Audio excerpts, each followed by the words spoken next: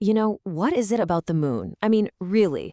For as long as we've been around, we've looked up at that same silver disk and just felt something, right? It's like this pull, this sense of wonder. And so often it's tied to this deep, unmistakable feeling of love. So let's dive right in and talk about this eternal romance we all seem to have with the night sky. And of course, poets have always gotten this line from E. E. Cummings, wow. It's not just pretty words, is it? It really gets at something true. We don't just see the moon up there in the sky. We start to see it in the people we love most. It becomes this ultimate symbol for how important they are to us. But why? I mean, why the moon? Out of everything up there, why that one? At the end of the day, it's just a big rock reflecting the sun's light, right? Well, clearly not to us. Across pretty much every culture and for centuries, we've decided it's so much more. So let's get into the stories we've told ourselves and figure out how the moon became this silent, glowing chaperone for all of human love. Okay, first up, let's look at myths. Because in our oldest stories, the moon isn't just watching from a distance. Oh no, it's an active character, a divine being that has a direct say in who we fall in love with. So, let me introduce you to someone. This is Yu Lao, the old man under the moon. You can basically think of him as the original cosmic matchmaker. The story goes that he hangs out under the moonlight with his big book of marriages, and he uses this invisible red thread to tie together two people who are destined to be together, no matter what, no matter the time, the place, or anything else. And this story, it just perfectly shows you how this whole thing works.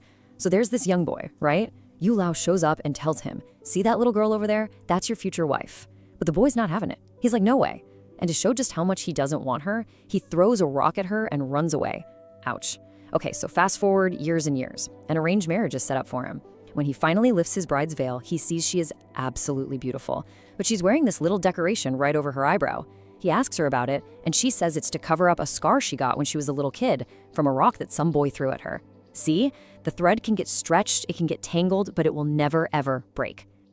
It's so interesting because you see these two totally different takes on the moon's role in love. In Chinese myth, the moon is the stage, and Yue Lao is the director pulling the strings from behind the scenes. But then you look at Greek mythology, and the moon is the lover. Selene, the moon goddess herself, falls head over heels for this mortal guy, Endymion, and she loves him so much she puts him into an eternal sleep just so she can look at him forever. So in one story, the moon's the matchmaker. In the other, it's the main character in the love story. All right, so from myths, let's shift gears and talk about poetry, because this is where the moon's role really evolves. It stops being an actual character in the story and becomes this incredibly powerful symbol, one that reflects what's already going on inside of us, all those deep, complicated feelings about love. So what are poets actually seeing when they look up at the moon? Well, it's pretty amazing, because across different cultures, from Chinese to Western poetry, they're seeing a lot of the same stuff. They see this gentle, feminine, almost motherly beauty. They definitely see loneliness, right? That one single light in all that darkness. But the big one, the one that's just everywhere, is love. The moon is the witness to passion. It's the reason for longing. It really is the ultimate backdrop for any romance. And in classical Japanese poetry, that love was often tangled up with a kind of sadness, a melancholy. This poem from way back in the 11th century just captures that feeling perfectly. You can feel it, right? The narrator isn't out looking for an adventure. She's just waiting for a lover who might not even show up. And the moon isn't exciting. It's just her lonely companion, watching the night drag on. Okay, but now, fast forward almost 1,000 years. A poet named Yosono Akiko comes along and just completely flips the script. I mean, look at this. The whole vibe is different. It's modern. It's in a city. And our narrator isn't passively waiting around. She's out, she's observing, she's active. She spots a cute guy, and suddenly the moon isn't about being lonely anymore. It's like a spotlight, making that moment of attraction even more thrilling. The moon is now part of the buzz, the excitement of a new crush.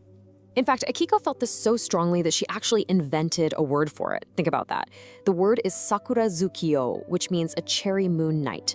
And it's not just about a moon during springtime. It's about that very specific magical feeling, you know the one, when the incredible beauty of the night, all lit up by the moon, perfectly matches that fluttering, exciting feeling of a brand new romance.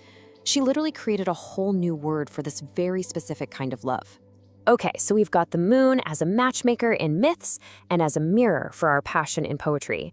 So what's the thread connecting all of this? What does it all mean for you and me, right here, right now? Well, I think it all comes down to one simple, really beautiful idea.